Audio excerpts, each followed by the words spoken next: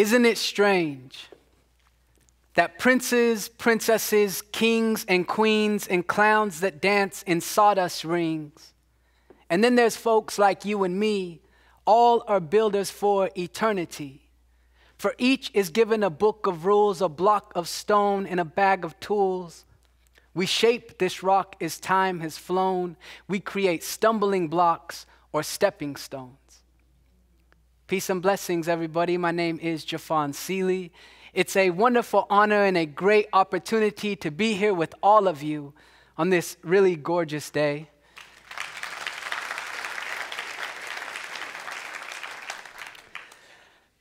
Life is blessed. I know there's at least one person out there who may be thinking this. Jeffon, it's really nice to have you here, but if you don't mind me asking, how old are you? If that's flowing through your mind, it's okay. I get it all the time. I'm going to leave the age a mystery. We live in the mystery here. I'd just like to begin by saying how grateful I am for each and every one of you. All of the people who work behind the scenes here to ensure that each service flows in such a beautiful way. The music by Christopher, the people who I've had the opportunity to meet just this morning. I'm extremely grateful for the ways in which so many show up. This includes all of you for simply aligning or bringing your energy, your essence into this place as you travel down your own spiritual path. And I find it so incredible when I open my mind to the innumerable situations and occurrences that have occurred in all of our lives to enable our paths to cross here, today, in this moment of now. So thank you for just simply being here, for experiencing, for existing, for sharing your essence and your light in the unique ways that only you can do. For there will never be another one of you in the history of the universe, and there have been countless people who have existed whose lives have aligned in such a way that enables all of us to be here today. And so with all of this being said, which is extreme gratitude, I just would like to say that the light and the life and the essence that is dwelling within me honors and recognizes the glorious essence that flows through each and every one of you. And to begin, namaste, my friends.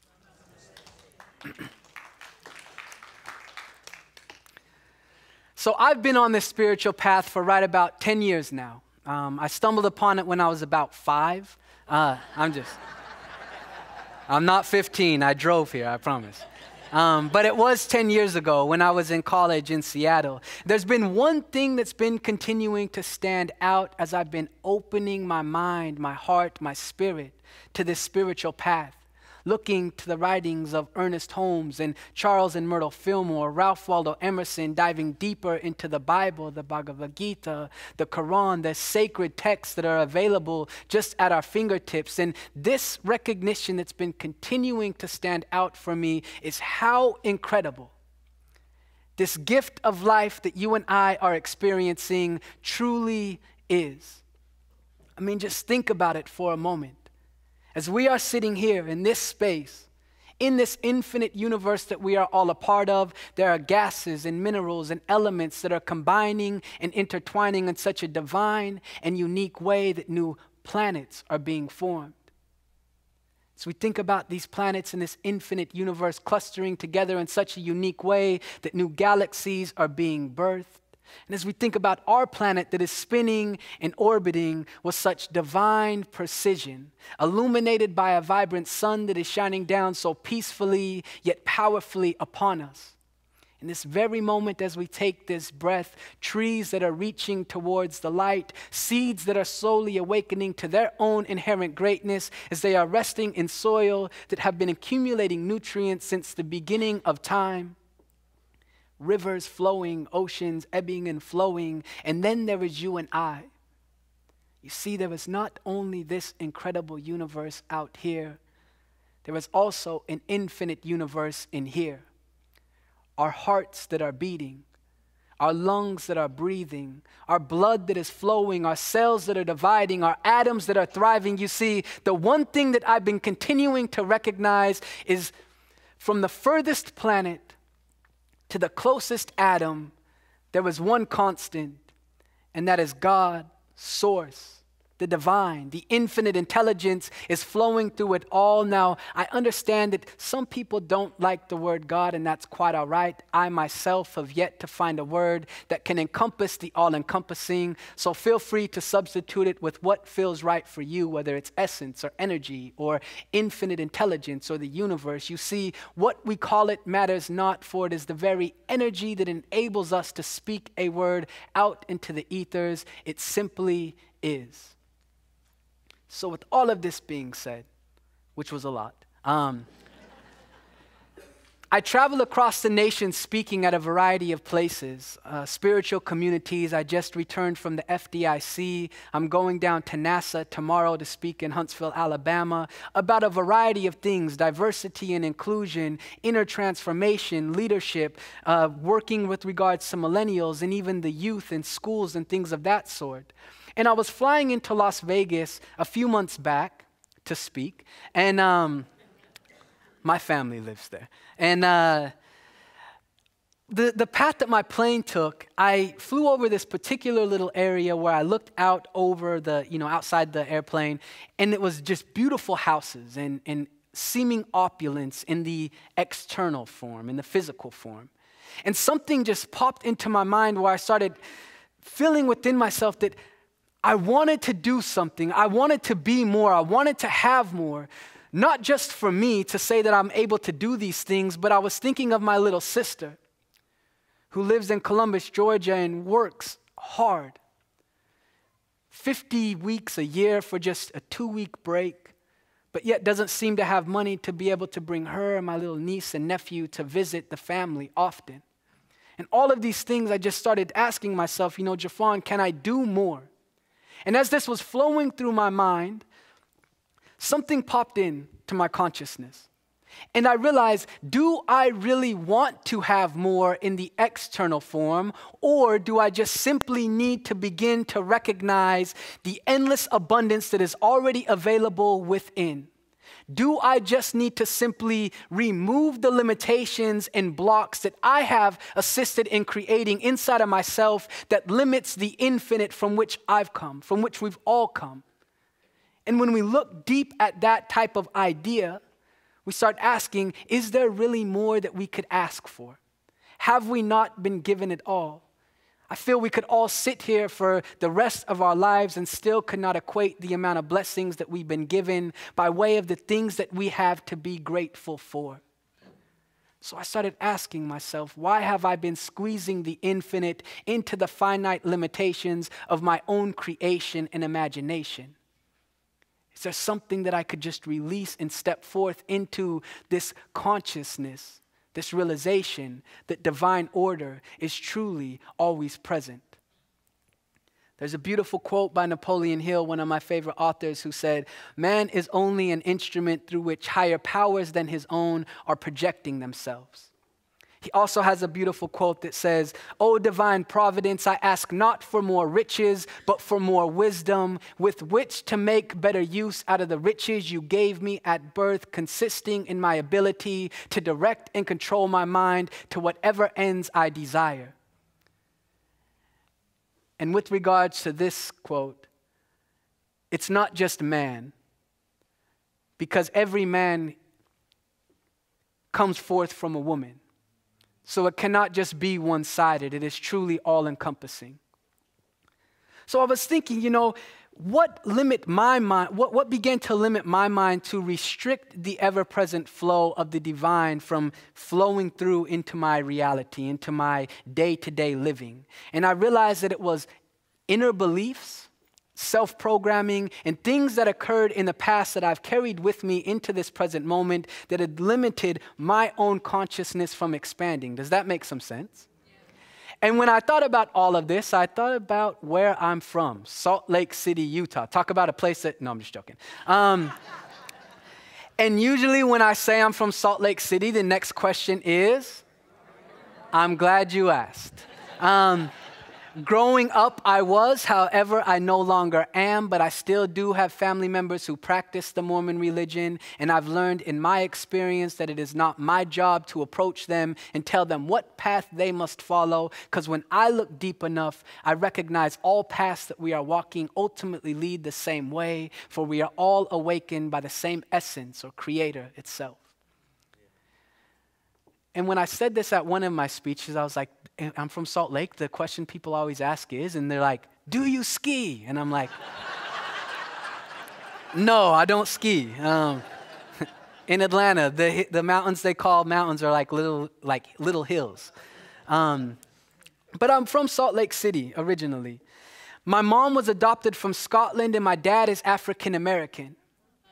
And I was thinking about this a while back in a meditation. My grandparents, who were a part of the Mormon building missionaries, were in England. My grandmother was unable to have children on my mom's side. And something led them to this particular orphanage in Scotland, of all places. And I could just see my grandparents walking into that place and seeing this little girl, 2 years old at the time, and something must have drew them towards her. And they got her, they grabbed her, they brought her back here. And they did so legally. They didn't just like snatch and run. But they brought her back here with the hopes that in doing so, she would have a better opportunity at life. And if this little girl happened to grow and have children of her own, so too would they have fertile soil that their lives could begin to blossom, unfold, and develop. Now, on the opposite end of the spectrum, my father's side is African American. My grandmother on my dad's side grew up in Jackson, Mississippi, in the heat of racial tension. My grandfather on my dad's side grew up in Pine Bluff, Arkansas. And his stories that he would tell me at age 8, walking home from school because his skin color did not match that this certain guy said he should have, being shot at because he was too close to this guy's property. All of these things, and I share this with you because there's countless things that have occurred before you and I even took our first breath. People whose lives were essential in the development of who we are here today. So after I was born, my parents split, going their separate ways, leaving my mom to raise myself, my 2 little sisters, by herself. I didn't have a relationship with my father till I was about 16 or 17. And I'm sharing this with you because these were some of the inner beliefs and things that occurred that I carried with me that restricted my consciousness from expanding. But though my father wasn't around, I still call it a blessing in disguise. I was able to spend a lot of time with my grandparents on my mom's side. And as my sisters and I went from youth and into adolescence, we began spending more and more time with our grandparents as we started witnessing our hero. My mom just failed to recognize the light that was shining inside of her. She became a victim to drugs and abuse and addiction and toxic relationships. But despite this, I still call it a blessing in disguise. I learned something very important at a young age, and that was you cannot control what another person does, but you always have the ability to love them, to shine compassion towards them, to be grateful for them. But growing up in this unique part of Utah, that's literally from my front yard. It's not always like that year round. That's just a good picture. But my sister and I were 2 of the only kids in our community who had a slight different tint of skin. And therefore, words of limitation, people placing us in these small boxes because of the experience that we were born into. Toxic words flowing forth from peers, from teachers, from parents, saying that we wouldn't amount to much because my mom was struggling, my dad wasn't around, and we were raised in a community where we were raised in a house where I like to share. I had clothes, but it's just like the polo horse ran off the side of the shirt. And so all of these things at a young age, I didn't know how to internalize it. So I actually embraced other people's opinions of me and actually believed that that was my reality. And I carried it with me, not just throughout youth and adolescence, but into adulthood. And there's still areas that I'm allowing myself to release and break free from. And these were some of the self-programming beliefs that have literally been an anchor behind me as I'm trying to move forward into creating a new reality. Has that ever happened to you? If not, then you're up here. I need you to play the guitar, sing, and enlighten us all. So after high school in Salt Lake, I reunited with my father in Seattle. I learned something important there as well, that it wasn't my responsibility to point my finger at my dad and say, you're to blame for this, you're guilty of that, you should be ashamed of this. Instead, I realized that he was where he was at in his journey. And that was an opportunity for me to look a little bit deeper and recognize the light that I have, maybe shining a little brighter to assist him along his path. And in Seattle, my dad had one of those spiritual friends. And I do this because I'm one of those spiritual friends now. You may be one of them. You know, the type of people that are like, there's no spot where God is not. Everything is happening in divine order. And growing up in my experience, I remember talking with my dad's friend, more so like a debate, as to why I believed that divine order was not possible. And I pointed at all the things that occurred in my life. At my mom at that time who was scraping along rock bottom and entering a rehabilitation center with nothing. My grandmother who just passed away in Salt Lake City. My grandfather who was reaching an age where he just wasn't all the way there. My two little sisters who were still in Utah and had nobody to uphold them, empower them, and tell them that they are beautiful and worthy. And I thought I made a pretty good point as to why I believed that divine order was not everywhere present. And then he gave me a book, and eventually I opened it. And I'm sure you probably heard of this book. It's called A Course in Miracles. And the first lines that I've read have stuck with me. It says, the real cannot be threatened. Nothing unreal exists. Herein lies the peace of God. And it was at that time that a small door seemed to open within my conscious mind. And I looked back at my experience and thought, maybe there was a divine reason for the way in which my life has unfolded. Maybe there were hidden blessings contained in even the darkest of situations. And this is where this beautiful quote by Epictetus, one of the Stoic philosophers, where he says, men and women are most disturbed not by what happens to them, but by their opinion of what happens to them. And what I realized is my self-programming was wrong. I was actually believing myself to be less than that which I truly am. I was blocking and restricting the infinite flow that is always available to me. That same essence and energy that is breathing my breath, that is beating my heart, that is dividing my cells, that is dwelling within my atoms, that is not just within me, but is spinning this earth beneath us, that is flowing through each and every one of us here. I started thinking, why would I limit myself? Why would I use these difficult blocks and build a wall that restricts me from moving forward? And what I learned is that I had the ability to look within my inner world. And instead of seeing those darkness or inner blocks as barricades that prevent me from going, I can use them as stepping stones to help lead me to the true me.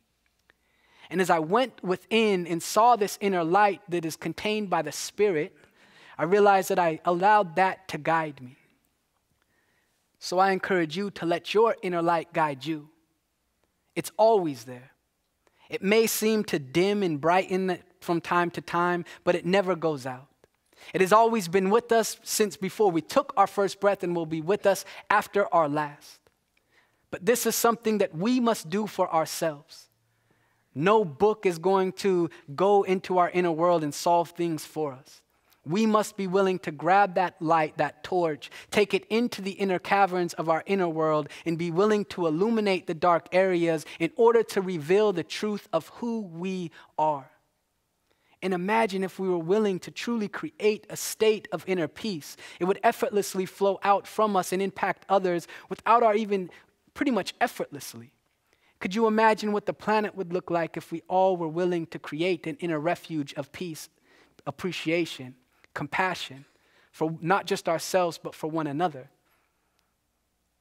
I believe it's possible. And these type of communities are places where people can do just that. So venturing into our inner world. I've been reading a beautiful book called Man's Search for Meaning by Viktor Frankl. I'm sure some of you may have heard of it.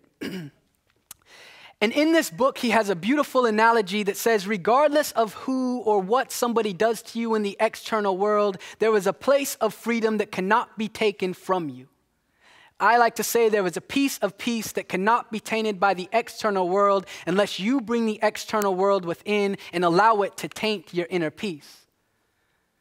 Regardless of who is running things, regardless of who may be in this office or this seat or what may be going on in our community, there is a freedom that cannot be ripped out from within us, and that is the way that we use the energy that enables us to simply be here now. I like to say that the paintbrushes of life, there are 4 paintbrushes that we walk around with, that we use by way of the energy that enables us to be. The first paintbrush is that of our thoughts. Nobody can jump within you and think your thoughts for you, though certain opinions and perspectives can tell you how to think.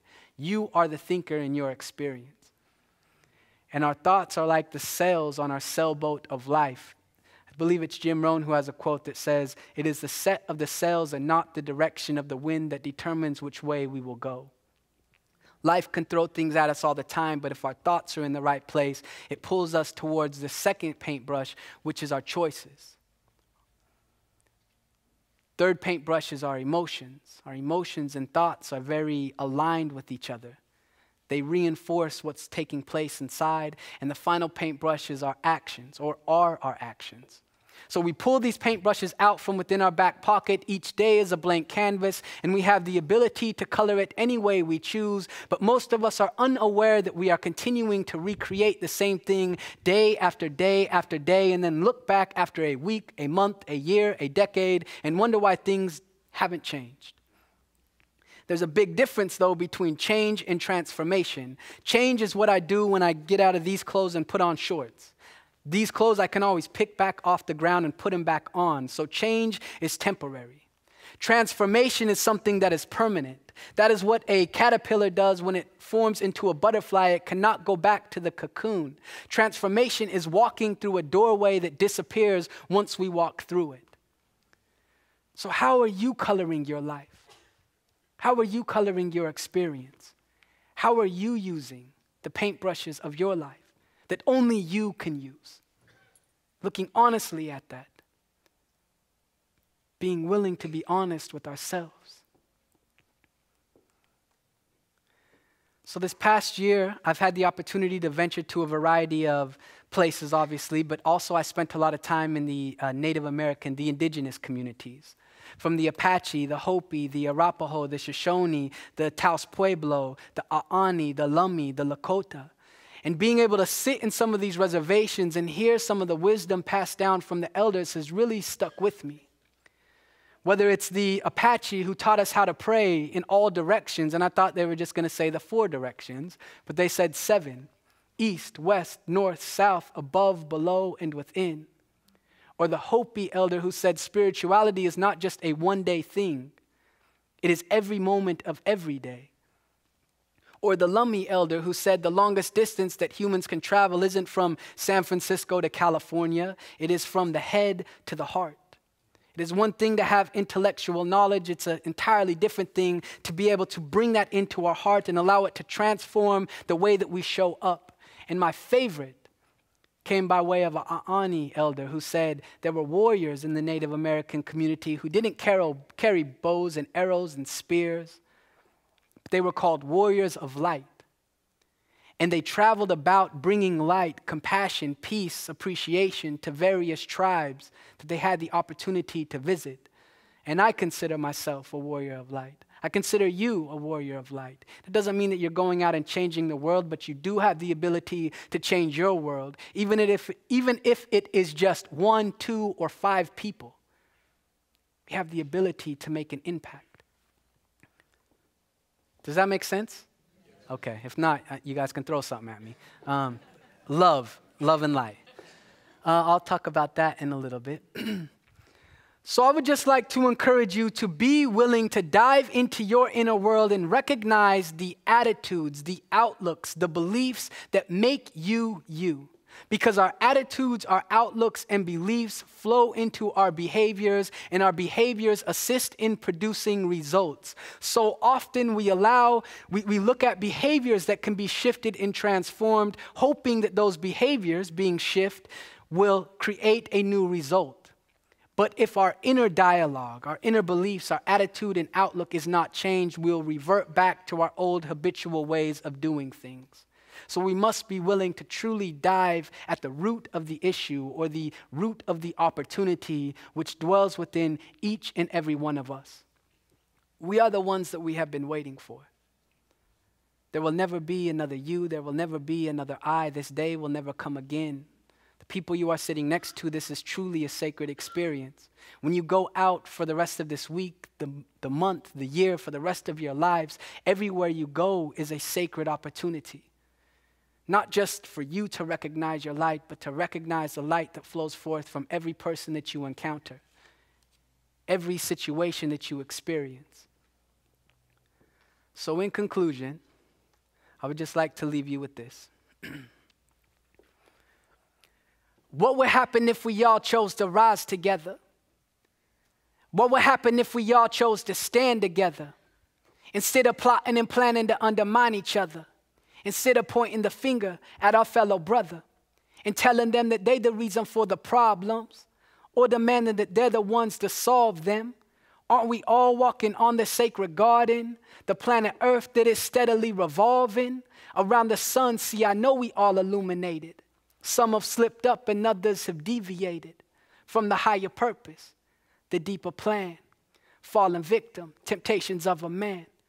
Now I understand no one can tell us who to be. Got to rise above the selfishness and all the greed. Got to open up our hearts so we can finally see. And if we do this as a people, then we all are free. Many blessings to you all. I look forward to saying hello to you after. Have a beautiful day.